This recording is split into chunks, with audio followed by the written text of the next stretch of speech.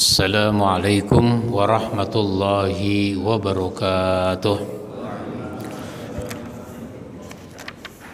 Alhamdulillahi rabbil alamin alladzi an'amana bi ni'matil iman wal islam. Asyhadu an la ilaha illallah wahdahu la syarikalah wa asyhadu anna Muhammadan abduhu wa rasuluh. Allahumma salli wa sallim wa barik ala nabiyyina Muhammadin wa ala alihi wa ashabihi ajma'in, amma ba'd. Jamaah sekalian yang saya hormati, marilah kita mulai kajian kita pada pagi ini dengan membaca basmalah. Bismillahirrahmanirrahim. Pada pagi ini asbabun nuzul tentang hakikat kebajikan. Ada kebaikan, ada kebajikan. Kebaikan itu al-khair. Kebajikan itu al-bir. Al-bir itu kumpulan dari kebaikan. Jadi albir itu adalah kebaikan yang banyak. Manusia yang paling mulia di sisi Allah Subhanahu wa ta'ala adalah yang paling bertakwa. Salah satu mencapainya adalah dengan melakukan kebajikan. Abdul Razak menceritakan bahwa Muammar memberitahu kami dari sahabat Qatadah bahwa orang-orang Yahudi melakukan ibadah menghadap ke barat, sedangkan orang-orang Nasrani menghadap ke timur. Dalam kasus lain, Qatadah juga menceritakan seperti yang diceritakan Ibnu Jarir dan Ibnu Munzir. Kami diberitahu bahwa seorang lelaki pernah bertanya kepada Nabi Shallallahu Alaihi Wasallam tentang kebajikan. Maka Allah Subhanahu Wa Taala atas peristiwa itu menurunkan surat Al-Baqarah ayat 177. A'udzubillahi minasyaitonirrajim. Laisal birra an tuwallu wujuhakum qibalal masyriqi wal maghribi walakinnal birra man amana billah wal yaumil akhir wal malaikati wal kitabi wan nabiyyin wa atal mala ala hubbihi zawil qurba wal yatama wal masakin wabnas sabil wassailina wa fir riqab wa aqamas salah wa ataz zakah wal mufuna bi ahdihim idza ahadu wassabirina fil ba'sa'i wad dharra wa hinal ba's ulaika alladzina sadaqu wa ulaika humul muttaqun. Bukanlah menghadapkan wajahmu ke timur dan ke barat itu suatu kebajikan. Kebajikan itu bukan soal menghadap dalam ibadah ke timur atau ke barat atau ke timur. Akan tetapi sesungguhnya kebajikan itu ialah beriman kepada Allah.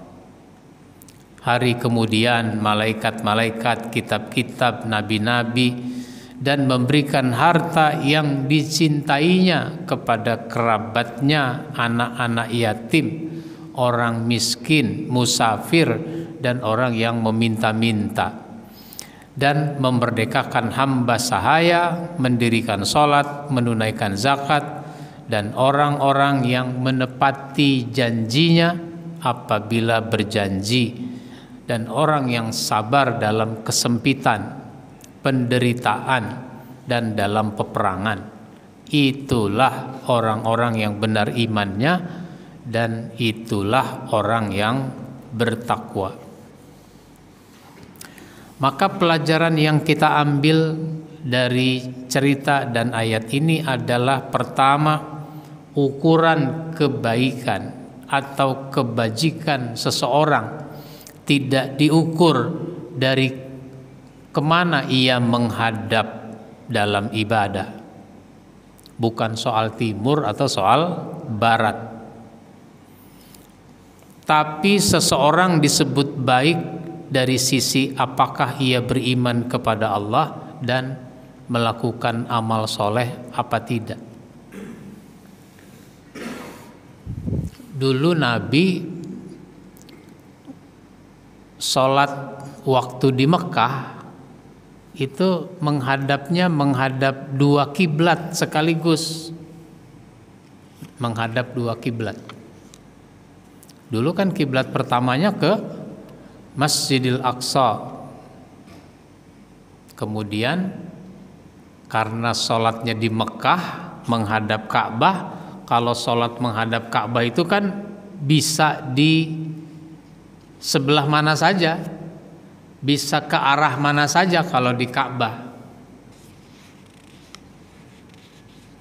Yang masuk dari pintu timur menghadapnya ke barat, yang masuk dari pintu barat menghadapnya ke timur, dari utara ke selatan, dari selatan ke utara, dan seterusnya begitu. Kayak orang nonton bola, yang penting menghadap ke lapangan dari segala penjuru. Sehingga misalnya Masjidil Aqsa itu di sana, Nabi sholatnya di sini menghadap ke sana. Ini kan depan Ka'bah gitu. Jadi menghadap Ka'bah juga, menghadap Masjidil Aqsa juga. Tapi waktu di Mekah, waktu di Madinah itu tidak memungkinkan begitu, sebab posisinya beda arah. Beda arah. Misalnya menghadap Masjidil Aqsa itu ke sana misalnya. Masjidil Haram ke sana misalnya. Jadi nggak bisa.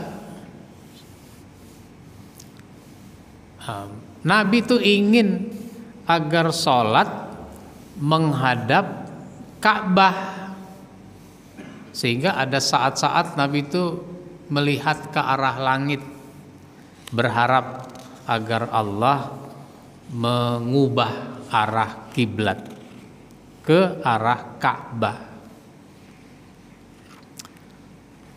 Itu berlangsung selama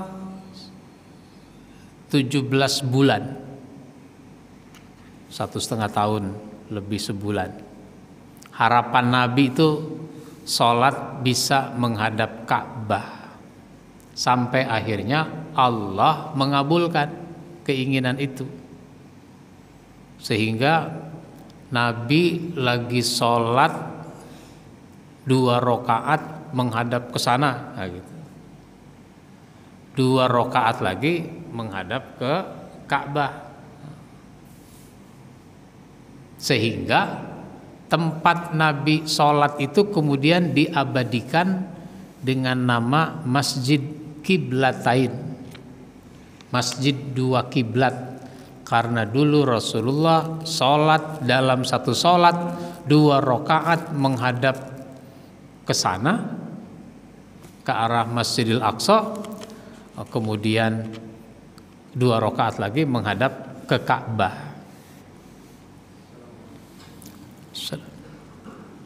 Makanya orang-orang Yahudi, orang-orang Nasrani itu mempersoalkan. Ini bagaimana sih kok sholat berubah-berubah kiblat begini kan gitu. Padahal mereka udah senang tuh, orang Yahudi itu udah senang karena sama arahnya. Tapi Allah punya kebijakan tersendiri. Jadi bukan soal menghadap ke timur atau ke barat, menghadap utara atau ke selatan. Maka seandainya kita mau sholat tapi tidak tahu kemana arah kiblatnya karena kita berada di daerah lain, yang penting sholatnya, bukan menghadapnya.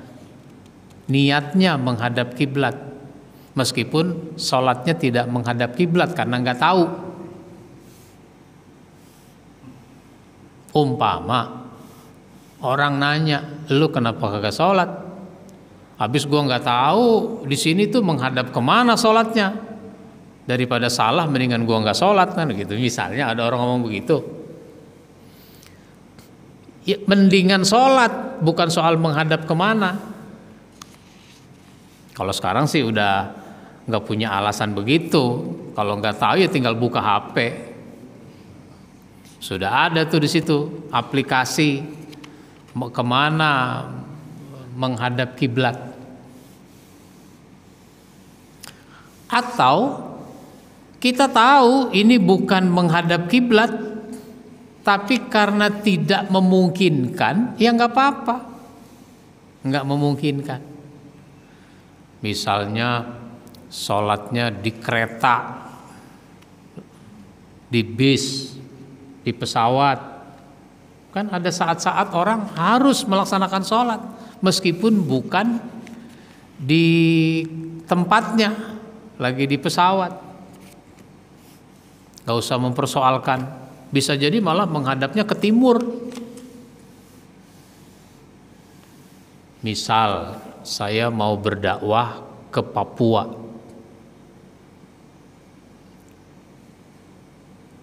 naik pesawat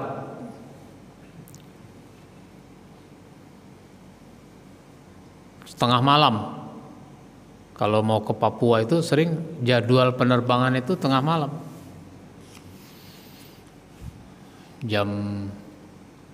Ada yang jam 12, paling cepat setengah 1. Ada yang setengah 1, ada yang jam 1, tergantung pesawatnya apa. Tapi nggak ada yang jam 10 malam gitu. Pilihan-pilihan itu di atas jam 12. Sehingga harus betul-betul memperhatikan. Ini kan orang kadang-kadang kalau disebut tanggal, misalnya tanggal 12, nah gitu, bulan Juli, kita tuh suka ngitungnya hari. Oh, hari Kemis malam Jumat gitu. Karena Kemis itu tanggal 12. Nah, padahal itu jam 0.30. 0.30 itu artinya malam Kemis. Malam Kemis, karena itu udah tanggal Kemis. Dia Kemis malam Jumat. Kayak kalau Kemis malam Jumat itu tanggalnya udah Sabtu. Kalau jam 0.30 itu gitu.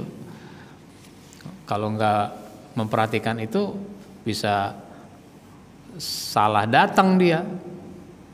Kira-kira begitu ya. Maka sholat subuh itu mesti di pesawat.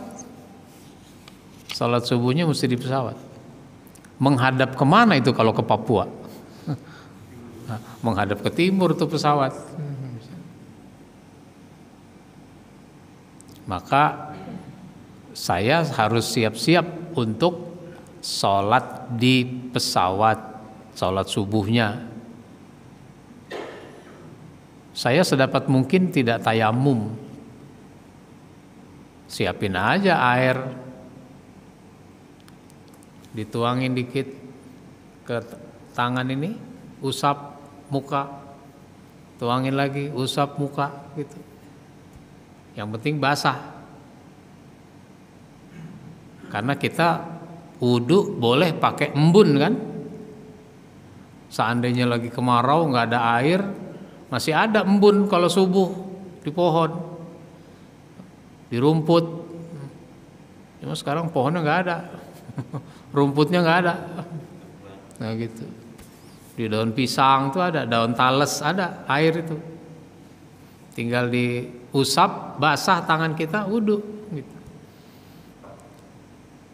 Maka saya menghindari tayamum, bawa aja air. Apalagi ada yang disemprot tuh. Dulu waktu Covid pakai apa tuh? Nah, itu kan tinggal disemprot, pakai botol itu bisa. Semprot. Begitu.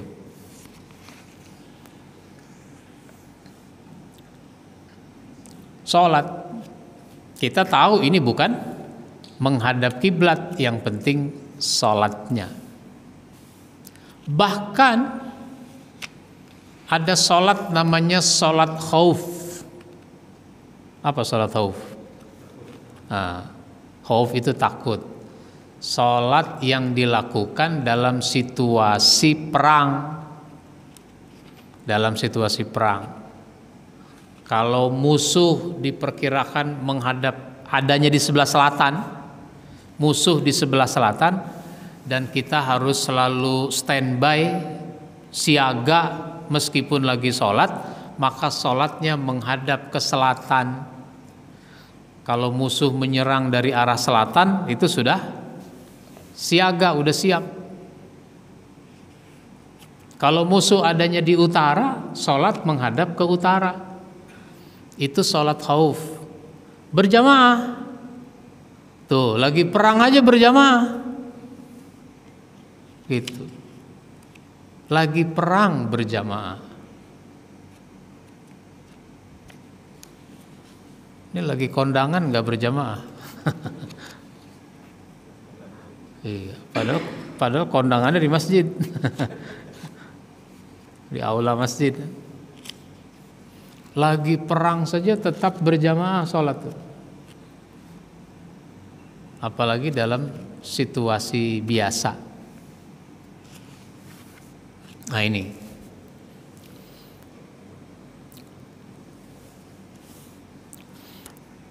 Jadi bukan soal ke timur maupun ke barat. Tapi seseorang disebut baik dari sisi apakah ia beriman kepada Allah dan beramal soleh apa tidak. Maka yang kedua, beriman dengan benar merupakan pangkal dari kebaikan yang dilakukan oleh manusia. Kalau tanpa iman nggak ada nilainya di hadapan Allah kebaikan yang kita lakukan.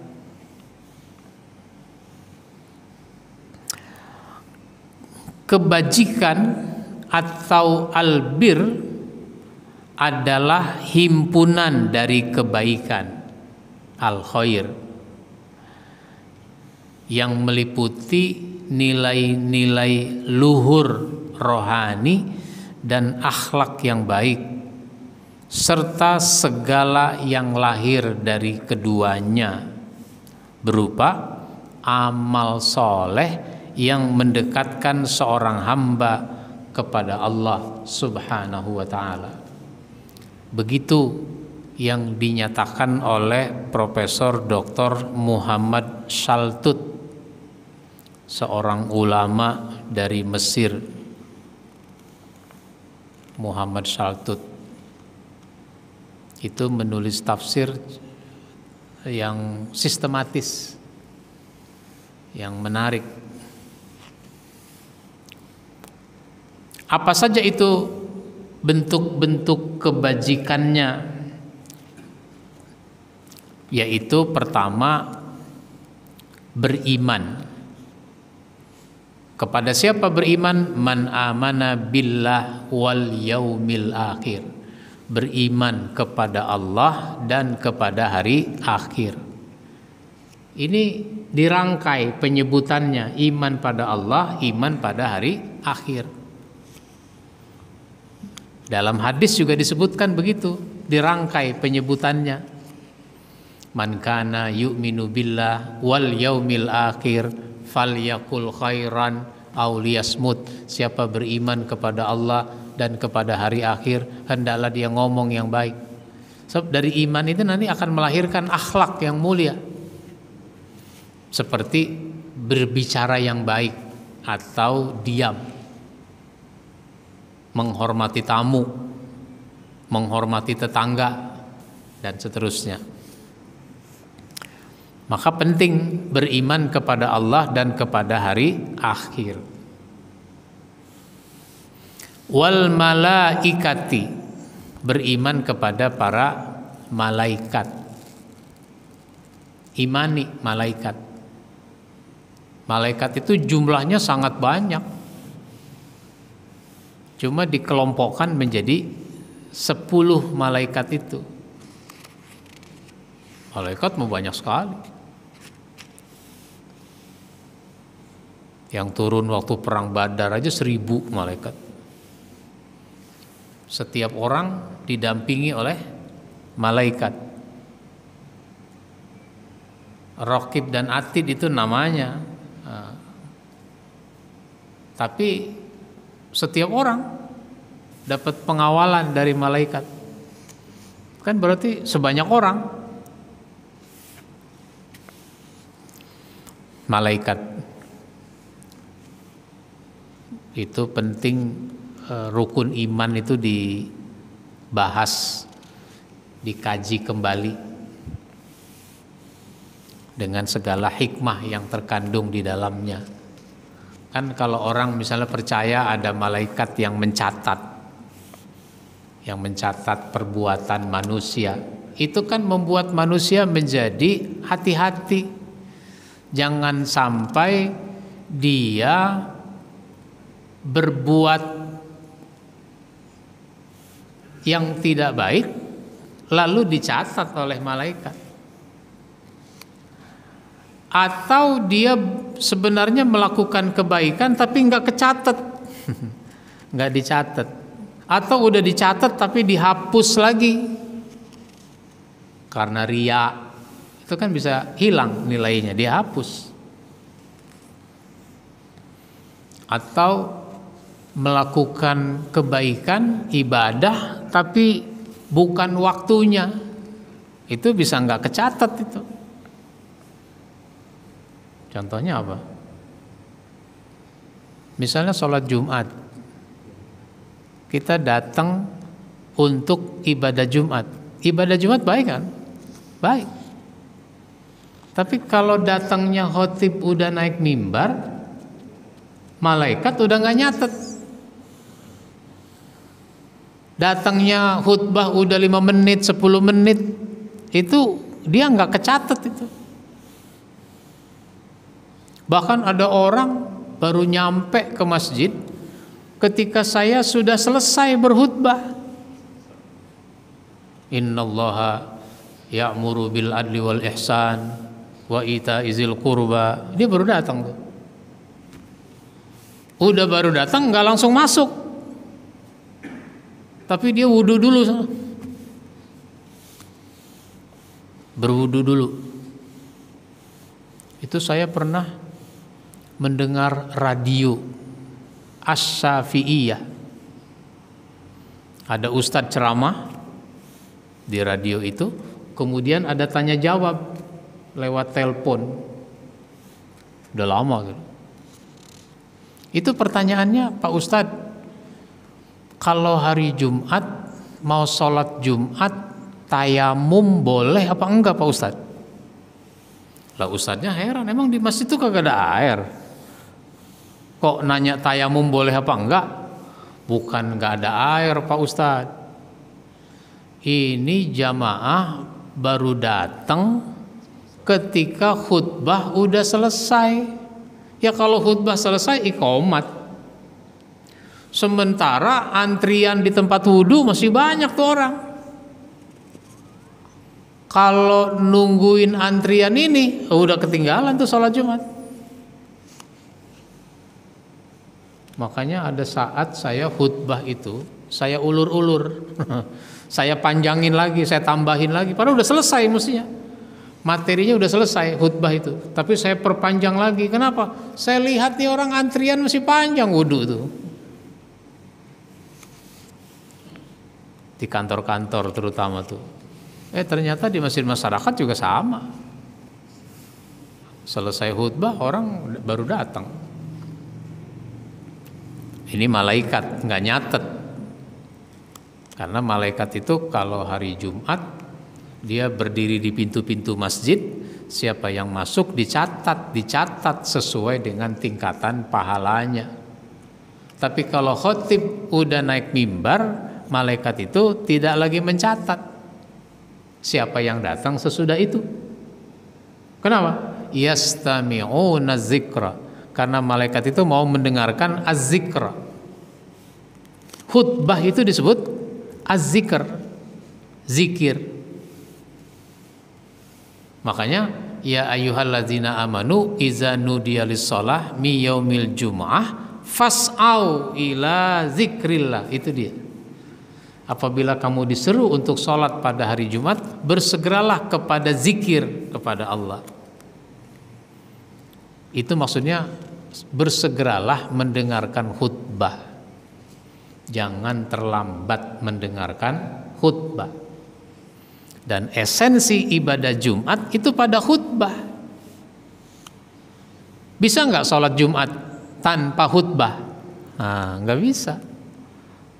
Makanya ada masjid, ini kejadian ya, ada masjid khotibnya tidak datang, cadangan tidak ada. Akhirnya pengurus masjid mengumumkan, berhubung khotib tidak datang, maka kita sholat zuhur saja. Divideokan itu, ada yang memvideokan. Ketika pulang bubar, kok cepet pak? Gak ada sholat Jumat, sholat zuhur doang. Emang kenapa? Khotibnya gak datang. Divideokan itu. Kemudian wal kitabi, beriman kepada Alkitab. Alkitab itu bukan cuma Quran, Taurat, Zabur, Injil, itu juga harus kita imani bahwa dia ada. Masalahnya orang Yahudi nggak mau beriman kepada Alkitab berupa Al-Quran, gitu.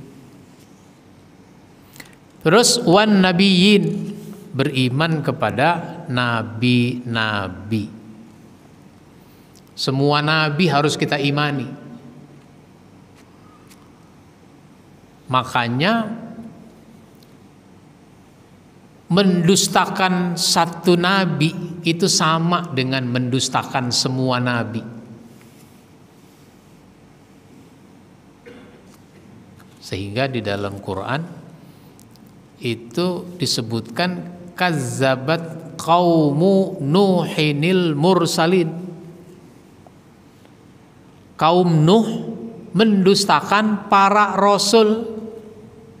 Pakai para rasul. Padahal yang didustakan oleh Nabi Nuh, oleh umatnya Nabi Nuh siapa? Nabi Nuh. Nabi Nuh cuma satu. Tapi kenapa disebut al-mursalin? Para rasul. Semua rasul. Karena mendustakan satu nabi sama dengan mendustakan semua nabi. Nah, kemudian kebajikan itu juga harus ditunjukkan dalam bentuk wa'atal mala ala hubbihi zawil qurba. Memberikan harta yang disintainya kepada kerabatnya.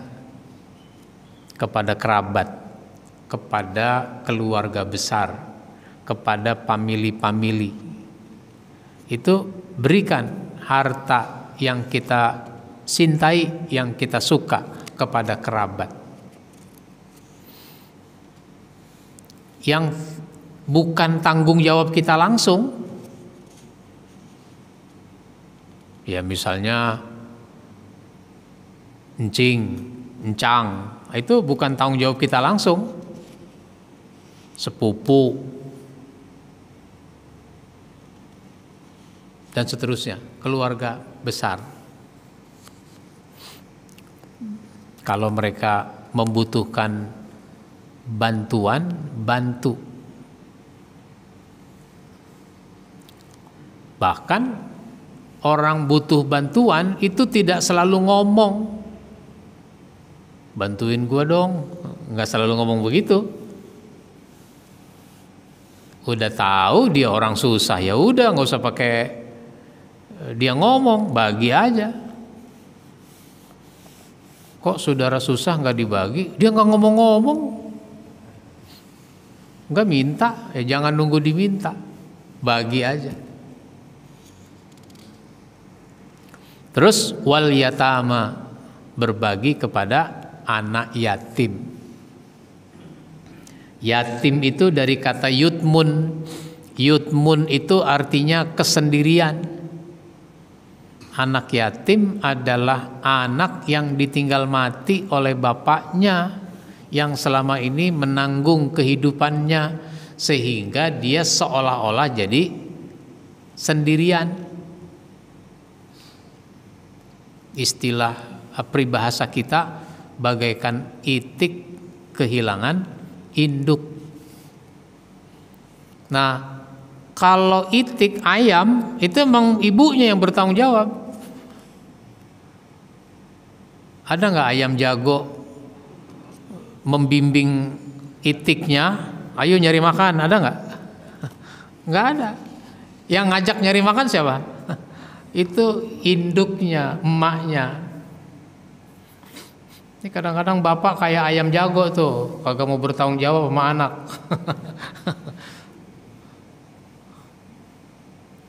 Nggak bertanggung jawab sama anak, ditinggal begitu aja tuh anak.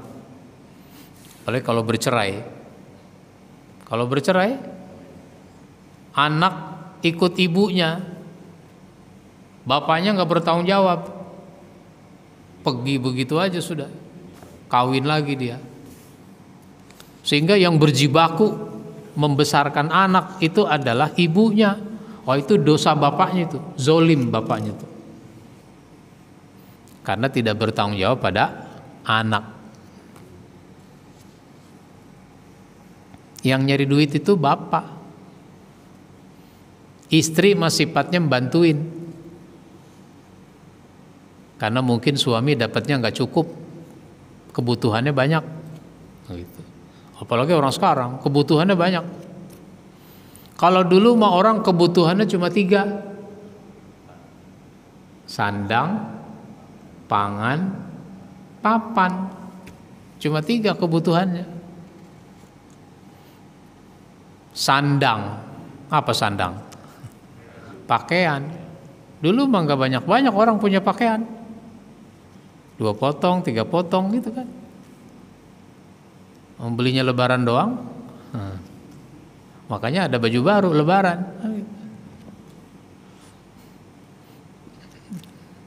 Sekarang udah 2 lemari bajunya.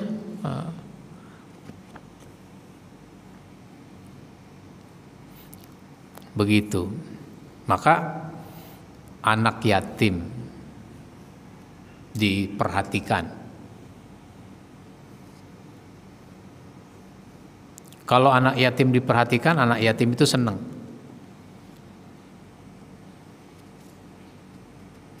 Misal, karena bapaknya mati, tuh anak jadi yatim. Terus ada orang kaya ngajak makan. Anak-anak yatim diajak makan. Misalnya ke restoran, makanannya enak, pilihannya banyak. Nah, itu begitu. Jalan-jalan. Besoknya tuh anak cerita sama kawannya. Waduh, kemarin enak banget gua. Enak kenapa?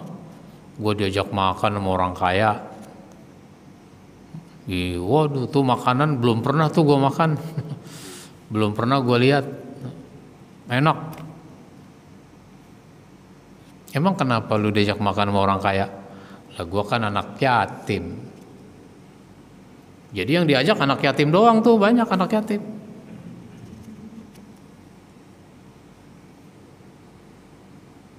Kawannya bilang apa? Coba bapak gua mati juga ya. Pengen juga tuh anak jadi yatim. Sekarang mau santunannya setahun sekali. Udah setahun sekali acaranya banyak lagi. Dikasih amplop 200.000. Acaranya dari jam 8 sampai jam 12. Nak yatim. Terus orang-orang miskin, berbagi pada orang miskin. Di negeri kita kan orang miskin makin banyak. Bahkan disebut miskin itu kalau penghasilannya 600.000. Miskin ekstrim itu disebut. Itu 600.000.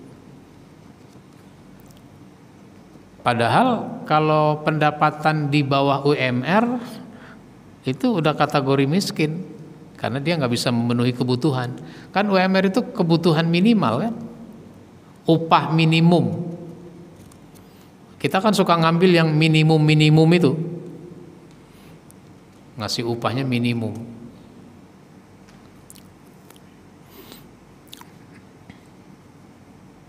Itu orang-orang miskin. Musafir itu orang yang dalam perjalanan kehabisan perbekalan. Cuma sekarang ini jadi alibi. Kalau sekarang jadi alibi, ngaku musafir, minta bantuan ke masjid. Pengurus masjid mau ngasih tapi tidak dalam bentuk uang. Emang Bapak mau pulang kemana? Mau pulang ke Lampung misalnya. Emang ada kejadian dia mau pulang ke Lampung. Dia, istrinya, anaknya, ada berlima itu mau pulang ke Lampung. Ayo Pak, diantar. Kemana? Ya kan ke Lampung dari Kalideres kan? Gitu. Kalau dulu namanya Kalideres, makanya nggak banjir, kalinya deres gitu. Sekarang kali mampet, banjir mulu. Nah, diantar ke terminal, dibeliin tiket. Nah ini Pak, udah naik. Ya diantar sama pengurus masjid, naik dia. Pengurus masjid habis itu pergi pulang. Dia turun lagi. Dia turun lagi. Besoknya dia minta lagi di masjid lain. Terus ada yang moto disebar fotonya tuh. Lah ini orang kemarin udah kita antar ke Kalideres. Udah dibeliin tiket, kenapa ada lagi di masjid lain gitu. Nah itu musafir. Ya, Nabi dulu safar dari Mekah ke Madinah dalam rangka hijrah. Di tengah perjalanan kehabisan air minum. Nabi mampir ke satu rumah di suatu kampung. Bu, ada air minum gak Bu? Mungkin bisa dibagikan kepada kami. Dalam perjalanan ini kehabisan perbekalan, kehabisan makanan minuman. Ya nggak ada Pak. Di sini juga lagi kering, nggak ada minuman. Ya udah nggak apa-apa. Kayak kalau nggak ada kan gitu. Nabi perhatikan memang kering. Lalu Nabi melihat ada kambing kecil kurus. Bu, itu kambing punya ibu? Iya, punya saya. Ibu punya kambing cuma satu ini? Enggak, ada beberapa ekor, cuma lagi diangon sama suami saya ke tempat yang ada makanannya. Kalau kayak kita yang ada rumputnya gitu. Kadang-kadang ada juga tuh kambing karena nggak ada rumput, sampah yang dimakan. Kambing liar itu sampah. Nah, Oh begitu. Bu, bagaimana kalau itu kambing saya peres susunya? Pak, itu kambing kurus kecil sakit. Makanya nggak dibawa sama bapak, sama suami saya, nggak dibawa ke tempat angon. Karena sakit, nggak bisa diajak jalan jauh. Mana ada susunya? Saya coba ya bu. Ya terserah kalau emang nggak percaya. Nah, gitu kira-kira begitu.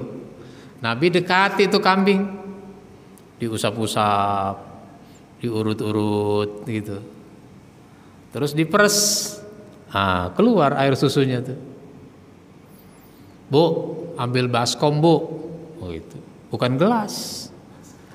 Kalau gelas makan dikit, cuma 200 ml. Ambil baskom. Diperes gitu. Kalau baskom kan paling enggak seliter, mungkin 2 liter kan gitu. Nah, nih bu, minum. Panggil tetangga-tetangga suruh minum. Semuanya pada minum. Bukan cuma hilang haus, tapi kenyang. Nabi juga minum. Ambil lagi bu baskomnya. Ambil lagi baskomnya. Nih nanti ditinggalin buat suami ibu. Gitu. Itu musafir. Dan orang yang minta-minta. Orang minta-minta dibagi. Cuma kan yang repot kalau sekarang emang profesinya, kerjaannya mengemis. Orang meminta-minta itu boleh kalau darurat, kalau terpaksa. Kalau tiap hari mah bukan terpaksa, emang kerjaannya nggak boleh tuh. Kalau orang ngamen itu dia mau nyanyi apa mau ngemis? Kalau nyanyi dikasih nggak dikasih nyanyi aja dia mah. Ini baru jreng dikasih 1.000 2.000, udah dia nggak terusin tuh lagu. Nah, itu namanya mengemis kalau begitu.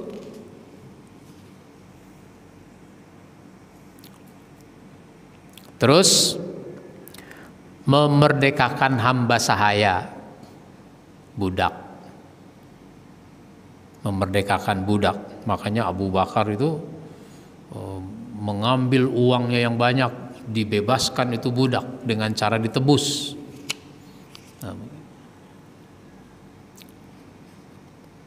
Sekarang kadang-kadang masih ada juga orang dijual, kan ada. Orang dijual, terutama perempuan, untuk dipekerjakan sebagai pelacur.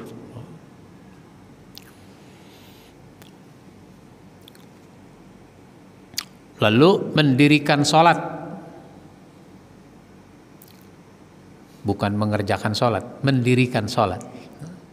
Jadi prinsip-prinsip sholat harus ditegakkan, bukan sekedar menggugurkan kewajiban. Terus menunaikan zakat,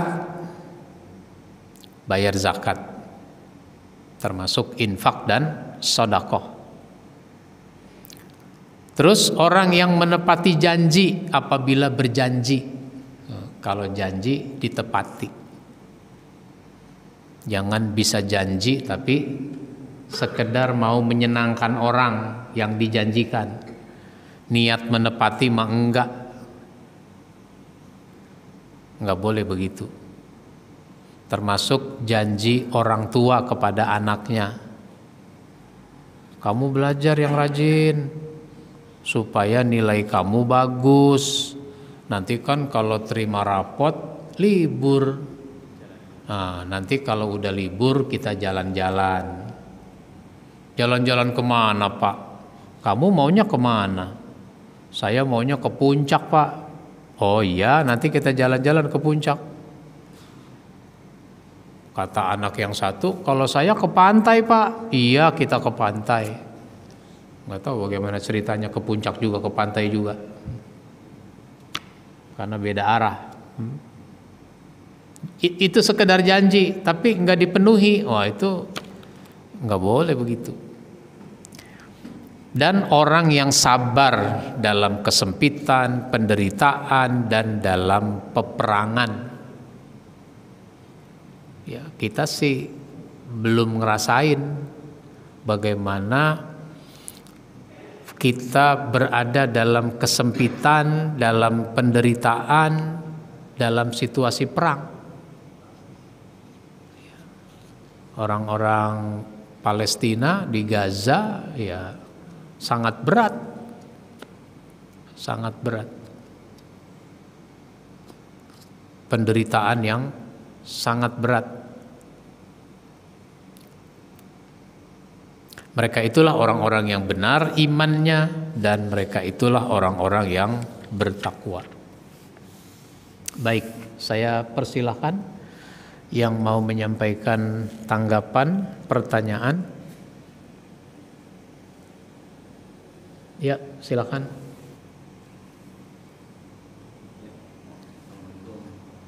Waalaikumsalam.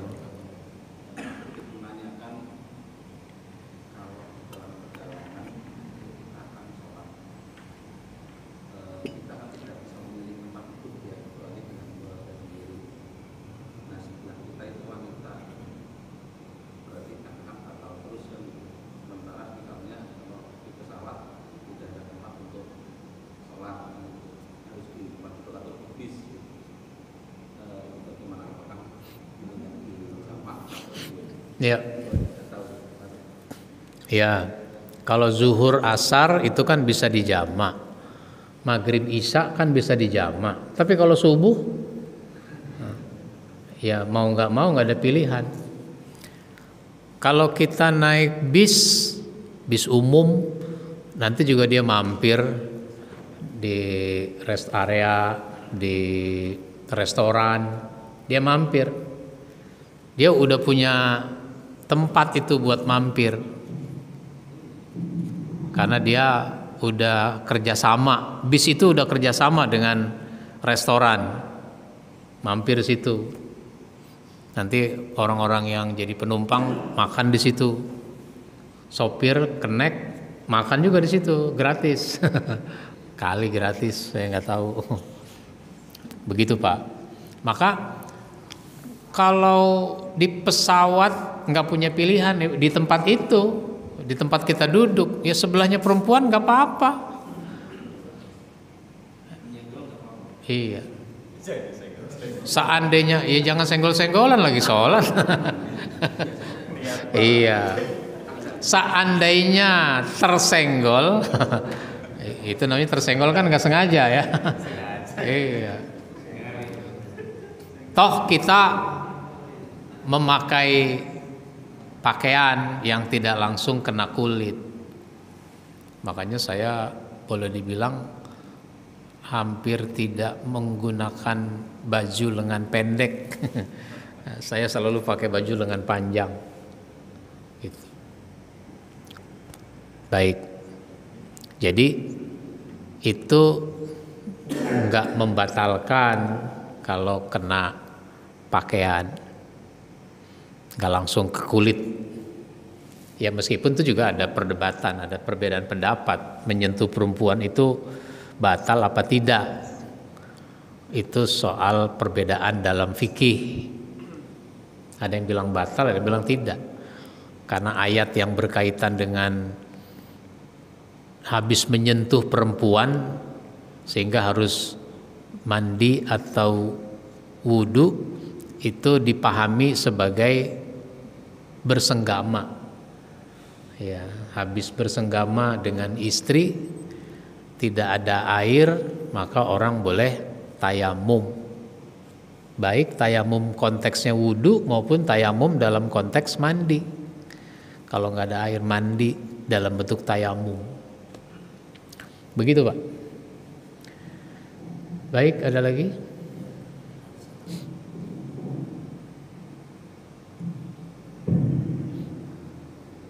Assalamualaikum warahmatullahi wabarakatuh. Waalaikumsalam. Bicara mengenai hari Jumat, sholat hari Jumat, saya sering melihat seseorang masuk masjid ketika sudah azan, bukan sunnah azan, ketika waktu azan. Nah, dia itu tidak langsung sholat tahiyatul masjid dulu, tapi langsung berdiri menunggu azan selesai. Setelah azan selesai, baru dia sholat tahiyatul masjid.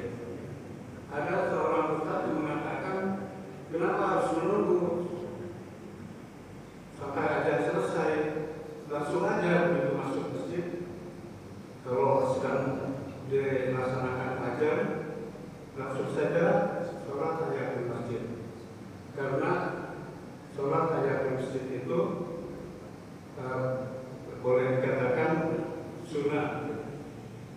Tapi setelah azan kan khatib langsung melaksanakan ceramah atau khutbah. Jadi sholat tahiyatul masjid itu merupakan sunnah, tapi kalau mendengarkan khutbah itu wajib. Jadi kalau dia menunggu sampai selesai sholat tahiyatul masjid, dia sudah ketinggalan khutbahnya. Apakah ini boleh diterima pendapat dari Ustaz itu? Ya.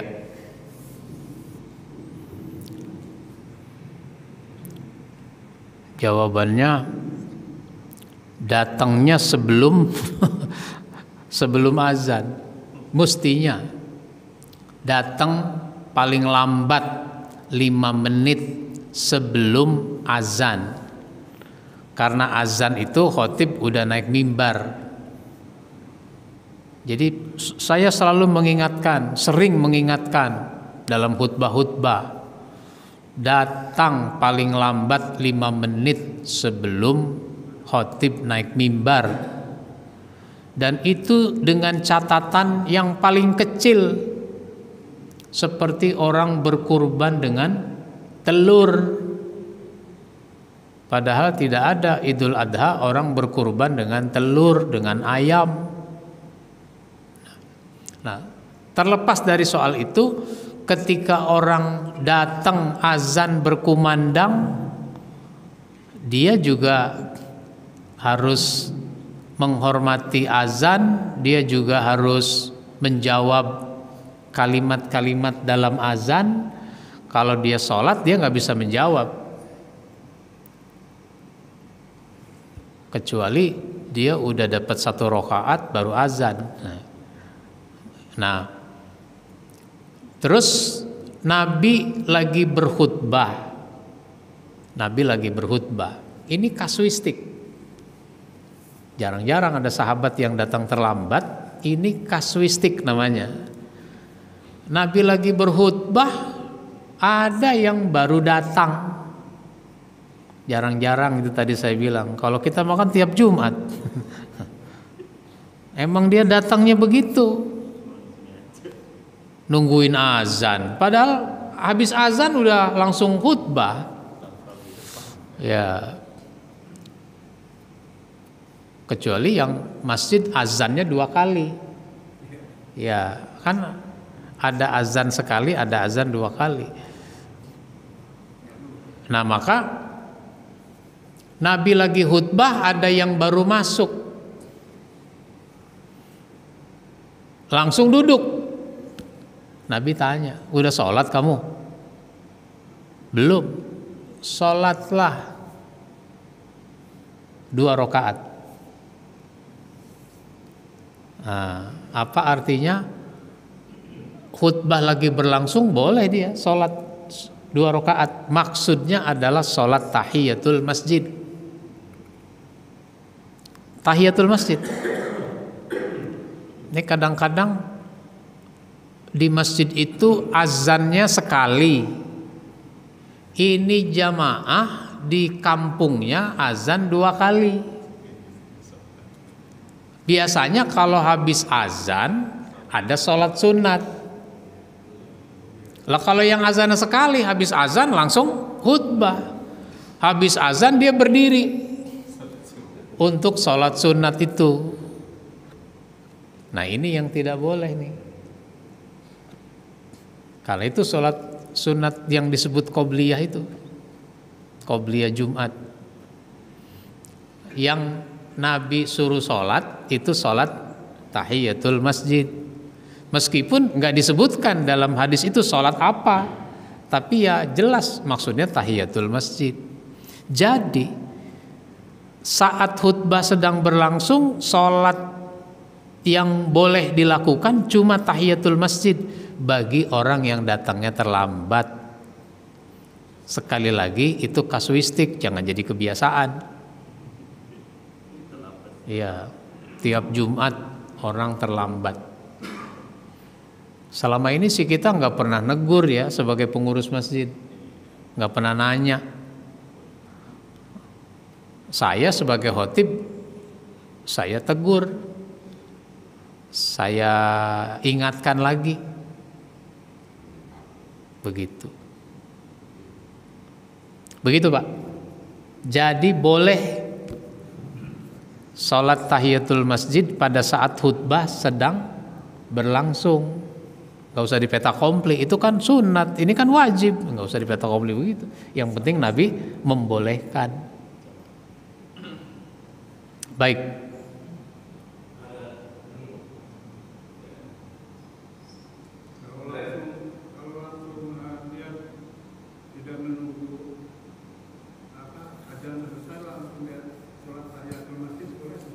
Boleh kalau soal boleh. Iya. Tapi kan bagusnya azan itu didengarkan, dijawab. Allahu Akbar, Allahu Akbar, Allahu Akbar, Allahu Akbar. Gitu. Maka jawaban saya yang paling pokok, datang paling lambat 5 menit sebelum azan. Mesti diingatkan jamaah kita, ditegur. Cuma pengurus masjid kan suka kurang enak negur orang.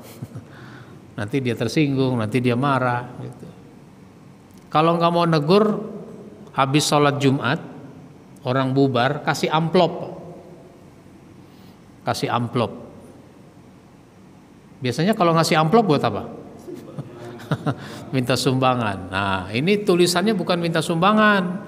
Kasih amplop, di dalamnya ada kertas bertuliskan Jumat depan tanggal berapa, waktu pukul 12:01. Harap datang ke masjid manapun, nggak mesti masjid sini, masjid manapun, paling lambat pukul 11:55. Terus ada hadisnya. Ada hadisnya. Siapa yang malaikat itu disebutkan berdiri di pintu-pintu masjid, siapa yang masuk dicatat seperti orang berkurban dengan unta, sapi, kambing, ayam, telur. Nah, kalau khotib udah naik mimbar, malaikat sudah tutup buku. Kenapa? Karena yastami'una dzikra. Kasih hadis itu Pak. Kasih amplop, bagi-bagiin. Kira-kira dibaca orang nggak ya? Kalau dikasih amplop, orang heran, ini apa isinya? Gitu. Mudah-mudahan dibaca. Satu. Yang kedua, di WA Pak. Di WA. Mengingatkan jamaah. WA-nya itu jangan grup, tapi japri dengan cara broadcast.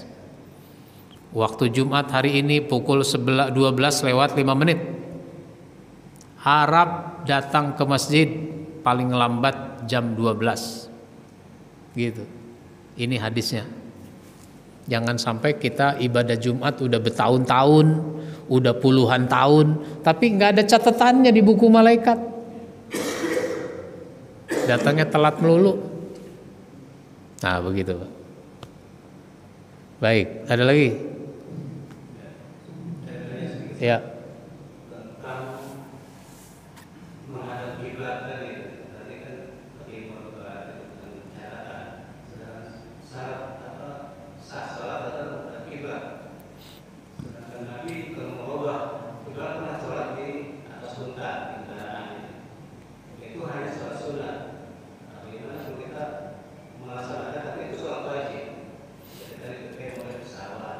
Ya. Ya. Itu pelajaran bahwa namanya kendaraan itu kan bisa berkembang. Meskipun kendaraan itu ada yang bisa kita hentikan, ada yang tidak bisa dihentikan. Kereta, pesawat gitu. Kalau mobil pribadi bisa kita hentikan. Tapi kalau mobil umum ya kita harus menyesuaikan diri juga. Ngusul boleh sama sopir. Nah, ngobrol-ngobrol dulu yang enak sama sopir. Pak, nanti waktu subuh berhenti nggak Pak? Biasanya sih jalan terus. Nanti kita baru berhenti di rumah makan mana. Itu sekitar jam 7 kali. Saya usul Pak, bagaimana kalau subuh kita berhenti dulu, biar supaya kita bisa sholat. Kalau orang pengen kencing, kira-kira berhenti nggak? Berhenti nggak kalau orang pengen kencing? Sopir pengen kencing, ini kan bis nggak ada toiletnya. Ada bis yang ada toiletnya, ada yang enggak. Kan akhirnya berhenti juga. Begitu. Nah, sekarang kalau orang di kendaraan, maka sholatlah di kendaraan kalau tidak memungkinkan. Nah, saya menangkap Rasul pernah sholat di unta itu sebagai isyarat, sebagai pelajaran. Mungkin saja suatu ketika nanti ada kendaraan yang tidak bisa dihentikan, sehingga udah dapat kias itu, gitu. Jangan terus naik motor, sholat di atas motor. Bagaimana sholat di atas motor? Kalau unta itu kan bisa jalan sendiri tanpa dikendalikan. Tapi kalau motor ya jangan, harus berhenti. Mobil begitu juga. Kenapa? Kalau unta kan dia doang. Ada nggak unta tabrakan gitu sama unta yang lain? Kan enggak. Sehingga kalau pakai motor yang nggak usah pakai kias sholat di atas unta. Gitu. Begitu juga mobil. Lah, jangankan sambil sholat kalau di motor, handphone aja nggak boleh. Pada dasarnya kan, handphone aja nggak boleh sambil ngomong. Maka sekarang handphone sudah ada speakernya, speaker yang bisa dikeraskan suaranya, udah lagi nggak ke kuping. Ya, sehingga dia sambil nyetir bisa sambil ngomong. Dulu sebelum ada HP begitu, itu ada handset. Nah, sehingga orang bisa ngomong sambil nyetir, nggak pegang HP, kan gitu.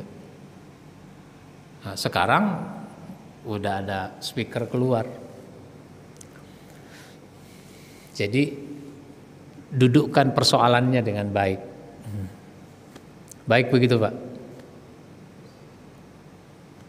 Cukup. Mudah-mudahan bermanfaat. Insya Allah kita sambung pada kesempatan berikutnya. Kita akhiri dengan baca hamdalah. Alhamdulillahirabbil alamin. Assalamualaikum warahmatullahi wabarakatuh.